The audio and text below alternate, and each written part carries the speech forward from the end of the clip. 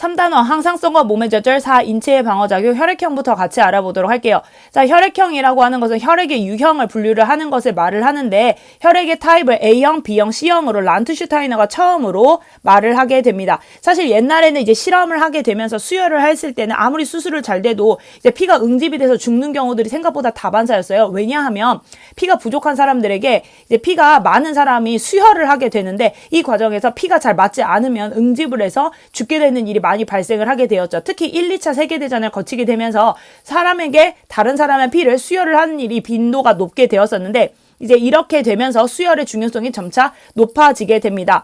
그래서 란트슈타이너라고 하는 과학자는 A형, B형, C형으로 처음에 3가지 유형을 분류를 하게 되지만 혈액을 섞고 나서 보니까 절대 응집이 일어나지 않은 피떡이 지지 않은 혈액형이 있다라는 사실을 알게 되고 이 C형을 나중에는 아무것도 혈액형이 응집이 되지 않는다라고 해서요 5형으로 바꾸어주게 됩니다.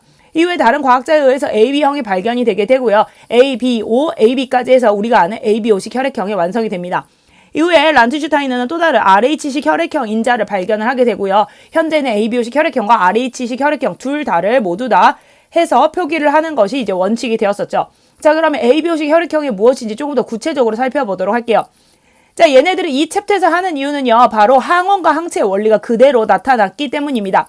응집이라고 하는 것은 피가 뭉쳐지는 것을 말을 하는데요. 응집원은 항원을 말을 하는 것이고요. 응집소는 응집이 일어나도록 하는 항체를 말을 하게 됩니다. 자, 그래서 태어날 때부터 혈액형인 항원은 가지고 태어나요. 유전적으로 이미 결정이 되어져서 있는 것이고요. A형인 사람은 A형의 응집원을, B형인 사람은 B의 응집원을, AB형은 A와 B의 응집원을 모두 가지고 있고요. O형은 가지고 있는 것이 없습니다. 즉 항원이 없다라고 할 수가 있겠죠. 그래서 피를 보게 되면 이제 적혈구가 이렇게 있는데 이 적혈구의 표면, 즉 세포막에 당류라고 하는 이제 당이거든요. 그 당이 붙어져 있는 거예요. 그래서 그 붙어져 있는 모양에 따라서 A타입, B타입, ABO 타입, 그리고 아무것도 붙어져 있지 않다. 이렇게 해서 구분을 하고 있고요. A형에 대적할 만한 것은 당연히 B형이겠죠. 그래서 베타의 응집소를 가지고 있습니다. 이제 우리가 순서를 많이 해봐서 알 텐데 알파, 베타, 감마, 델타 이런 것들 우리가 굉장히 많이 하잖아요. 알파, 베타, 감마, 델타. 그리스어의 알파벳 순서대로인데요. A형은 알파 응집소와 결합을 해서 응집이 되고요. B형은 베타와 만나게 되면 응집이 돼서 피가 뭉쳐지게 됩니다. 자, 그러면 A형인 애는 태어났을 때부터 이 베타를 가지고 있느냐? 그것은 아니고요. 이 베타라고 하는 것 자체가 이게 세균에 A형과 B형의 응집소가 굉장히 많거든요. 그래서 태어날 때는 얘네만 가지고 있었었는데 이제 이후에 후천적으로 얘네들이 이제 많이 노출이 되게 되면서 B형짜리가 들어오게 되면 B형을 공격을 막아내야 되겠다라고 해서 내 몸에서 스스로 항체를 만들어낸 게 베타 응집소입니다. 그래서 항체는 타고날 때부터 가지고 있는 것이 아니라 이후에 태어난 이후에 만들어지게 되는 거예요. 그래서 A형은 알파를 가지고 있으면 안 되겠죠. 그래서 베타를, B형은 알파를 가지고 있습니다. AB형은 당연히 가지고 있는 게 없어야 되겠고요. O형은 가지고 있는 것이 없기 때문에 알파와 베타를 모두 다 가지고 있어서 이런 혈액형이 수혈이 들어왔었을 때 재빠르게 죽일 수 있어야 되겠습니다. 그래서 각각의 혈액형에 어떠한 응집원과 어떠한 응집소가 들어가 있는지 반드시 기억을 잘 하고 있어야 되겠고요. 중학교 3학년 때 했던 내용이라서 그렇게 낯설게 느껴지지는 않을 것 같습니다. 자, 이러한 원리를 이용을 해서 ABO식 혈액형을 판정을 할 수가 있어요. 여러분들 혈액형을 판정을 할 때는 한 30초도 안 걸려가지고 금방 판정을 할 수가 있겠거든요.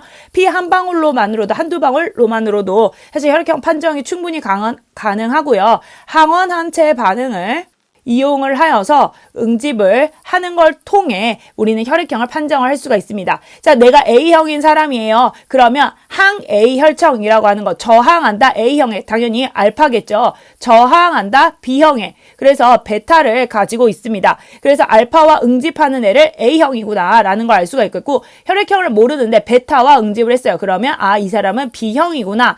그 다음 알파와 베타와 모두에게 응집이 되었어요. 그러면 이 사람은 AB형이구나. 응집이 안 되는 걸 보면서 O형이구나 라는 사실을 알 수 있게 되었습니다. 그래서 이러한 방법을 이용해서 우리는 ABO식 혈액형을 판정을 하게 돼요.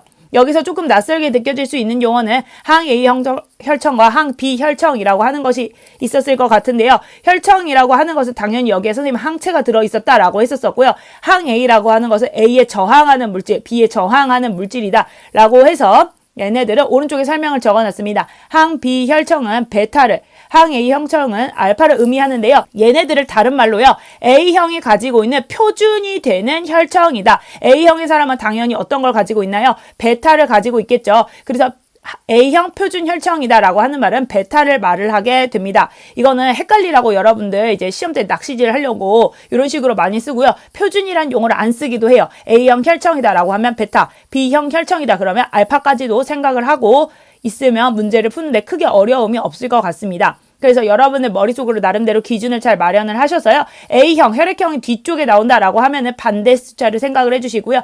항 B라고 앞에적으로 적어져 있으면 걔를 저항하는 물질이다. 걔를 저항하는 물질이다. 잘 기억하고 있으시면 되겠습니다. 자, 그러면 이게 중요했었던 이유는 결국에는 전쟁터에서 수혈을 하기 위해서다라고 했었었죠. 그래서 수혈 관계를 잘 인식하고 있는 것이 필요합니다. 시험 문제에서는 이 수혈 관계와 응집의 원리를 이용을 해서 출제가 잘 일어나고 있고요. 오른쪽에 이렇게 설명을 적어놨어요.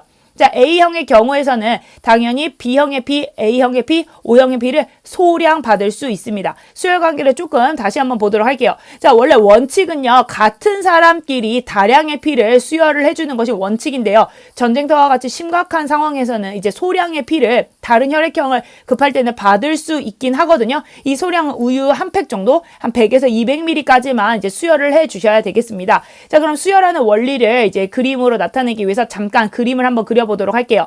자, 수혈을 하는 데 있어서 원리가 굉장히 중요하고요. 이 사람이 지금 받는 사람입니다.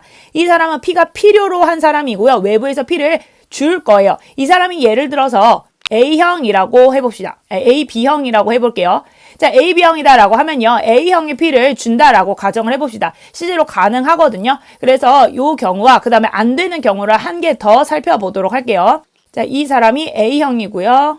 그 다음에 이 사람이 B형이다라고 해봅시다. 얘는 수혈이 가능하고요. 얘는 수혈이 가능하지 않은 이유를 구체적으로 살펴볼 거예요. 자, AB형이다라고 하는 사람은 이 사람의 몸에 당연히 응집원, 적혈구에 A도 가지고 있고요. 그 다음에 B형도 가지고 있을 겁니다. 당연히 항체는 알파도 가지지 않았을 것이고요. 베타도 가지지 않았을 거예요. 자, 그런데 A형의 소량 줄 예정입니다. A형의 P에는요. 동그라미만 요렇게 이걸 A형이라고 한다면 A형은 이렇게 될 것이고요. 그 다음에 어쩔 수 없이 내가 적혈구만 주는 것이 목적이에요. 피가 부족한 사람에게 사실 주고 싶은 건 이 적혈구 때문인데요. P에는 소량의 정말 희석을 했겠지만 소량의 베타를 죽일 수 있는 이러한 항체도 들어가져 있겠죠. 그러면 이렇게 들어갔었을 때 어떤 일이 벌어지느냐. 우선 적혈구 자체는 알파가 없기 때문에 잡을 수가 없어서 안전하게 들어올 수가 있습니다. 반면에 이제 베타에 항체가 일부 들어오겠죠. 그런데 소량 들어왔기 때문에 응집이 일어나도 이제 피에 전체적으로 돌면서 희석이 되기 때문에 위험하지가 않아요. 그래서 200ml를 수혈을 하는 경우에서는 수혈이 가능합니다. 자, 그런데 혈액형이 다른 경우에서는 왜 문제가 되느냐? 이거 한번 보도록 할게요. A형인 사람의 경우에서는 얘만 가지고 있을 것이고요. 당연히 이제 베타와 응집을 하게 되는 베타를 이제 B형과 응집을 하게 되는 베타를 가지고 있겠죠. 자, B형의 경우에서는 어떤 걸 가지고 있냐면 적혈구에 요걸 이제 가지고 있을 거예요. B형 응집원을 가지고 있을 것이고요. 알파를 죽일 수 있는 이제 A를 죽일 수 있는 알파도 가지고 있겠죠. 그래서 얘네들을 수혈을 했을 경우에는 우선 얘가 소량 들어왔을 텐데 소량 응집까지는 뭐 어찌저찌 해볼만 해요. 그런데 문제는 얘가 들어왔을 경우 이 적혈구가 다량의 항체들이 이 몸 안에 당연히 있겠죠. 그래서 얘도 죽이고요. 얘도 죽이게 돼요. 그러니까 수혈을 하는 의미가 없겠죠. 이 사람은 굉장히 심각한 혈액 응집이 일어나서 죽을 수가 있습니다. 그래서 우리가 수혈을 관계를 할 때 중요한 것은요. 주는 사람의 응집원과 받는 사람의 응집소가 응집이 일어나지 않아야지 수혈이 가능하게 됩니다. 그래서 여기 다시 한번 내용을 적어놨는데요. 혈액을 주는 쪽의 응집원과 받는 쪽의 응집소 사이에 응집 반응이 나타나지 않아야 돼요. 혈액을 주는 쪽의 응집원과 이게 응집원이었죠. 그 다음에 받는 쪽의 응집소 사이에 응집 반응이 일어나게 되면 다량의 응집이 일어나기 때문에요. 절대 일어나지 않아야 돼서요. AB형은 B형, O형, A형의 피를 받을 수가 있겠고요. O형은 모두에게 줄 수는 있지만 스스로는 수혈을 받을 수가 없습니다. 그래서 다른 피도 소량이라도 주면은 안 돼요. 그렇기 때문에 같은 피끼리만 다량으로 수혈을 받을 수가 있습니다. 수혈에 관련된 문제들이 생각보다 출제가 자주 되고 있어요. 관련된 문제를 반드시 한번 풀어보셨으면 좋겠고요. 우리는 두 번째 RH식 혈액형으로 넘어가 보도록 하겠습니다. 자, RH식 혈액형이라는 것을 맨 처음에 발견했던 게 이제 붉은 털 원숭이라는 거에서 처음 내용이 나오게 돼요. 리서스 멍키에서 RH가 나오게 되는데요. 사실 A형, B형과 다르게 이제 리서스 멍키 이 RH식 응집원은요, 세상의 자연계에 막 그렇게 흔하지가 않았어요. 그래서 붉은 털 적혈구 원숭이의 적혈구를 토끼에게 주사를 하게 된 것이죠. 그럼 이 토끼가 뭐 이런 새로운 물질이 다 있지라고 하면서 이 RH 응집원 한번 그림으로 표시를 해볼게요. 자, 적혈구가 이렇게 있고요. 요 옆쪽에 이렇게 조그맣게 하나를 그려보겠습니다. 당연히 A형이라면 A형을 가지고 있을 거고요. B형이라면 B형 걸 가지고 있을 거예요. 자, 그런데 여기에 RH식 응집원이 있다라고 해봅시다. 그러면 토끼 입장에서는 새로운 항원이 들어오게 된 거예요. 그러니까 당연히 항체를 만들어냈겠죠. 이 항체가 응집소가 될 겁니다. 그래서 토끼의 혈액을 채취를 해서 항체가 사람에게 필요로 한 거예요. 그래서 이 항체는 어디에 있냐면 혈청에 있겠죠. 토끼의 혈청에 있는 것을 사람의 혈액과 섞어주게 됩니다. 그러면 응집 반응이 일어나는 사람은 RH 플러스형, 응집이 일어나지 않은 사람은 RH 마이너스형임을 알 수가 있어요. 생각보다 RH-인 사람들이 그렇게 많지는 않아서요. 우리가 이 사람들을 통해서 이러한 항체를 구하기가 쉽지 않아요. 그래서 RH식 혈액형을 판정할 때는 동물로부터 이제 따온 항체를 이용을 해서 이제 실험을 수행을 하게 됩니다. 자, 이게 지금까지 이제 RH식 혈액형의 발견의 역사였었고요. 위에서 내용을 조금 더 정리를 해보도록 할게요. 자, RH 혈액형은요, 응집원 막표면에 존재하고 있고, RH 응집소는 혈장에 존재하고 있습니다. 다만, 이게 RH-인 사람들이 이제 RH 응집원에 쉽게 바로 노출될 수 있는 게 아니기 때문에 평상시가 아니라 수혈을 통해서 노출이 됐을 경우나 또는 이제 엄마가 RH-형인데 아기가 RH+형인 경우에 이제 임신을 했었을 때 일부 노출이 일어날 수가 있어요. 그래서 얘네들은 응집원에 노출이 되면 생성이 된다. 사실 AB형 혈액형도요, 마찬가지로 노출이 되어야만 이제 항체를 만들어낼 수가 있는데 자연계에서 워낙 A, B, O와 유사한 물질들이 많기 때문에 반드시 혈액에 노출이 되지 않더라도 알파 응집소와 베타 응집소는 만들어질 수 있는 것이었습니다. 여기까지가 혈액형과 관련된 내용이었었고요. 이제 뒤쪽에서부터 백신과 관련된 내용을 살펴보도록 할게요. 자, 우리가 코로나19 백신 예방접종을 이제 자주 맞게 되었죠. 그래서 아마 이 백신이라는 용어 자체가 막 엄청 낯설 것 같지는 않은데요. 백신이라고 하는 것이 최초로 발견됐었던 건 이제 천연두와 관련되었었던 이제 역사에서 발견이 되게 되었고요. 이 천연두가 옛날에 이제 천연두에 걸렸었던 이제 암소의 젖을 짜는 사람들에게서는 별로 천연두가 발생을 하지 않게 되는 거예요. 그래서 어떻게 이런 일이 벌어졌나 했더니 사전에 소가 걸렸었던 천연두 계열을 이미 예방으로 걸렸었던 사람은 사람에게서 걸린 천연두가 걸리지 않았다라는 사실을 알게 되고요. 거기서 따온 용어가 바로 백신이 되겠습니다. 그래서 백신의 1차 면역 반응을 빠르게 내 몸에서 일으켜서요, 이제 항원을 포함한 물질을 주입을 해서 내 몸에 2차 면역 반응을 일으키게 되는 것을 말을 하게 됩니다. 다시 차분히 해보게 되면요, 죽거나 독성을 약화시켰었던 병원균의 단백질 조각을 내 몸에다가 넣는 거예요. 우리가 백신을 맞게 되면 어떻게 하죠? 하루 동안 샤워도 하지 말고 푹 쉬라고 말을 하잖아요. 왜냐하면 내 몸이 균과 1차적으로 가볍게 싸우고 있는 중입니다. 그래서 1차적으로 싸우고 나면 두 번째 같은 균이 들어왔었을 때는 내 몸에서 빠르게 이제 2차 면역 반응이 일어나게 되면서 항체를 만들 수 있어서 요걸 통해서 이제 백신의 원리가 되어서 2차 때 균이 들어오게 되면 내 몸에서는 2차처럼 방어를 하게 되는 것이죠. 그래서 처음 들어왔지만 내 몸에서 기억세포를 만들었기 때문에 2차 면역 반응이 일어나게 되는 게 바로 이 원리가 되겠고요. 자, 두 번째, 면역 혈청하고 많이 헷갈려가지고 같이 넣어놔봤어요. 면역 혈청의 경우에서는 혈청이라고 하는 게 항체를 넣는 것이죠. 그래서 치료를 하는 목적으로 해서 넣게 되는 것이고요. 감염이 됐었을 때 빠르게 치료하는 목적으로 항체를 긴급하게 넣게 되는 것이고, 이 항체는 균이 사라지게 되면 양이 줄어들기 때문에 면역이 체계가 완성이 된 것은 아닙니다. 일시적이다라고 할 수가 있겠어요. 자, 그러면 면역 혈청과 이 기억세포에 관련된 문제가 생각보다 굉장히 자주 출제가 되었었거든요. 자세히 내용을 살펴보도록 할게요. 자, 면역 혈청의 목적은요, 치료나 진단을 목적으로 사용을 하게 되는데요. 제작 방법은 항원을 동물에게 주입을 했어요. 그럼 이 동물이 항체를 만들어냈겠죠. 그리고 난 다음에 혈액을 채취해서 혈청을 분리해내면 이 안쪽엔 당연히 항체가 들어있을 겁니다.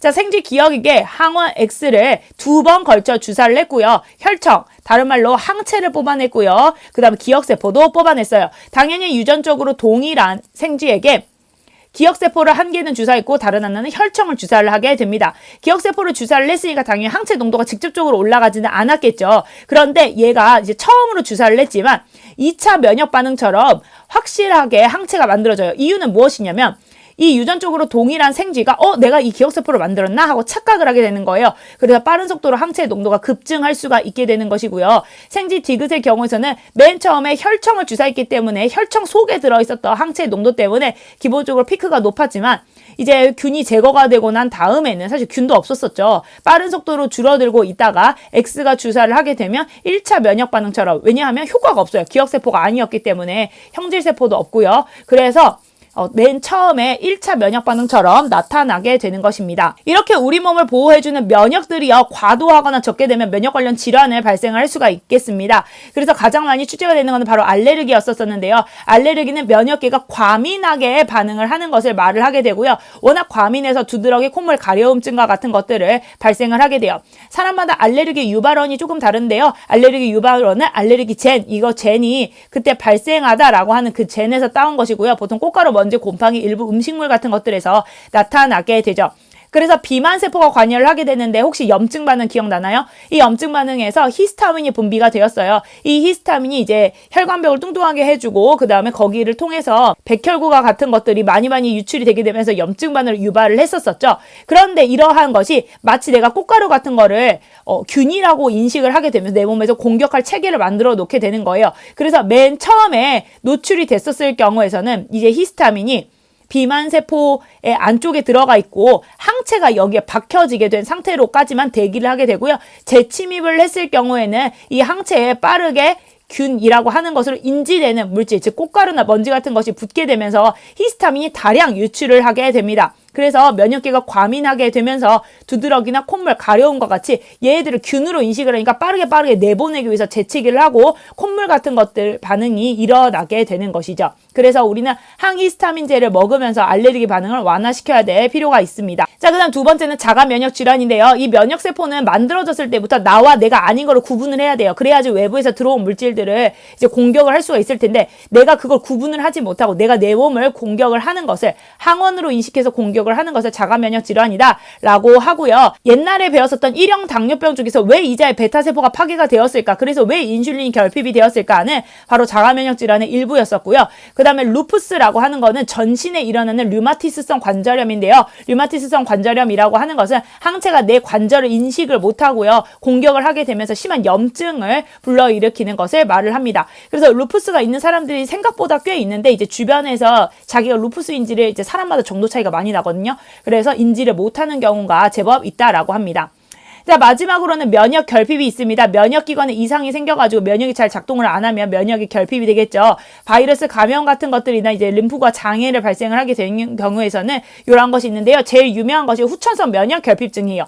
자, 여러분들 후천성 면역하고 선천성 면역에 대해서 구분을 해서 이미 배워왔었습니다. 후천성이라고 하는 것은 특이적 면역 반응이 일어나지 않다는 거예요. 그럼 다시 말해서 선천적으로 일어나고 있는 피부의 장벽이라든지 염증 반응이라든지 식세포 작용 같은 것들은 이미 충분히 일어나고 있다라는 말인데요. 왜 이런 일이 벌어지게 되냐면 바로 HIV 바이러스다라고 하는 것이 보조 T 림프구를 파괴를 해요. 보조 T 림프구는 이제 대식세포가 먹고 난 다음에 그 항원 제시했었던 걸 인지를 해서 걔네들이 T세포와 그 다음에 B세포를 활성화시키는 역할을 했었었죠. 그래서 세포도성 T세포와 그 다음 B림프구를 활성화를 시켜줘야 되는데 그 작용 자체가 억제가 되는 것이에요. 그래서 감염 초기에서는 이제 내 몸에서 균이 들어왔었을 때는 빠른 속도로 균을 제거를 해낼 수가 있겠지만 시간이 점차 지나면 지날수록 보조 T림프구가 억제가 되면서 보조 T림프구의 이제 그래프를 한번 볼게요. 그래서 보조 T림프구가 이렇게 억제가 되면서 후천성 면역 작용이 일어나지 못하게 되는 것이 문제가 되겠고요. 요즘에는 이러한 작용까지 가지 못하도록 여기 단계에서 치료가 많이 개발이 되고 있어서 완전히 불치병이다 안치병이다까지로 분류를 하지 않지만 어쨌든 자기 몸에 계속 끊임없이 관심을 가지고 있어야지 치료를 하기가 수월해질 수가 있겠습니다. 잠복기가 워낙 길어서요. 나중에 면역력이 너무나도 결핍된 상태가 되면 감기나 폐렴만으로도 쉽게 죽을 수 있는 후천성 면역결핍증이 생각보다 꽤 위험한 질병으로 이제 떠오르고 있죠. 여기까지가 면역과 관련된 내용이었습니다. 우리는 4단원 유전에서 다시 만나도록 할게요. 수고하셨습니다.